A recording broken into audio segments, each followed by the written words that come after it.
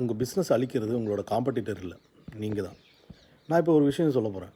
கஷ்டப்பட்டு போட்டி போடுறவங்க பெரும்பாலும் பெரிய வெற்றியாளர்கள் ஆகிறதே இல்லை. அதிர்ச்சியாக இருக்குல்ல? ஏன்னா சின்ன வயசுலேருந்தே நமக்கு ஒரு விஷயம் சொல்லி கொடுத்துருக்காங்க. போட்டி போடு, காம்பட் பண்ணு, சண்டை போடு, அப்போ ஜெயிச்சிடு, அதுதான் வெற்றி. ஆனால் பிஸ்னஸ் உலகத்தில் அந்த ரூல் வேலை செய்யாது. ஒரு தெருவில் வந்து ஒரு 25 ஹோட்டல் இருக்குதுன்னு வச்சுக்கோங்க. ஒருத்தர் பிரியாணி வந்து 150 ரூபாய்க்கு விற்கிறார். அடுத்த நாள் பக்கத்து கடைக்காரன் வந்து நான் 140 ரூபாய்க்கு தர்றோம். அதுக்கு பக்கத்து கடைக்காரன் வந்து நான் 120 ரூபாய்க்கு தர்றேன். இன்னொருத்தர் வந்து ஒரு பிரியாணி வாங்கினா ஒரு கூக்கு ஃப்ரீ. இப்படி எல்லாரும் என்ன பண்ணிகிட்டு இருக்காங்கன்னா, வாடிக்கையாளருக்காக போட்டி போடுற மாதிரி தெரியும். ஆனால் உண்மையிலேயே அவங்க ஒருத்தருடைய லாபத்தை இன்னொருத்தர் அழிச்சிட்ருக்காங்க. இறுதியில் அதிகமாக விற்பாங்க, ஆனால் லாபம் குறைவாக சம்பாதிப்பாங்க.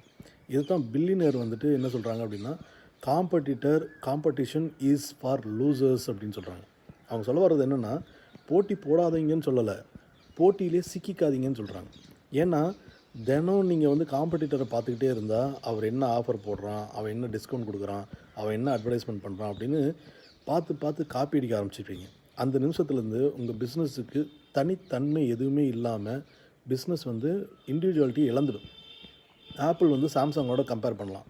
ஆனால் ஆப்பிளுக்கு இன்றைக்கி மாற்று அப்படின்னு ஏதாவது இருக்குதா? டெஸ்லா உருவான போது அது இன்னொரு கார் கம்பெனியாக வரல, ஒரு புது கேட்டகரியை கொண்டு வந்துச்சு. அதுதான் மோனோபொலி.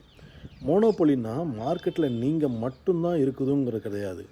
வாடிக்கையாளர் மனசில் உங்களுக்கு, உங்கள் ப்ராடக்ட்டுக்கு, உங்கள் சர்வீஸுக்கு வேறு யாருமே மாற்று இல்லை அப்படிங்கிற நிலையை உருவாக்குறது தான் மோனோபொலி. அதுதான் உண்மையான மோனோபொலி. அதனால் பெரிய பிஸ்னஸ் ஓனர்ஸ் ஒரு கேள்வி மட்டும் திரும்ப திரும்ப கேட்பாங்க. என் காம்படிட்டர் யாருங்கிறது கிடையாது, என்ன காப்பி பண்ண முடியாத அளவுக்கு நான் என்ன வேல்யூ உருவாக்க போகிறேன், நான் கொடுக்க போகிற சர்வீஸில், நான் கொடுக்க போகிற ப்ராடக்டில் என்ன வேல்யூ வந்து உருவாக்க போகிறேன் அப்படிங்கிற கேள்வியை தான் அவங்க கேட்பாங்க.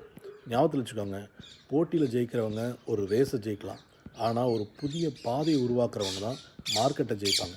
அதனால் உங்கள் பிஸ்னஸை வளர்க்கணும்னு நீங்கள் நினச்சிங்கன்னா போட்டியை குறைக்காதீங்க, காம்படிட்டரோட சண்டை போடாதீங்க. நீங்கள் மற்றவங்களோட கம்பேர் பண்ண முடியாத அளவுக்கு உங்கள் ப்ராடக்டில், உங்கள் சர்வீஸில் ஒரு வித்தியாசத்தை அதிகப்படுத்துங்க. அதுதான் உண்மையான வெற்றி. இனிய காலை வணக்கம்.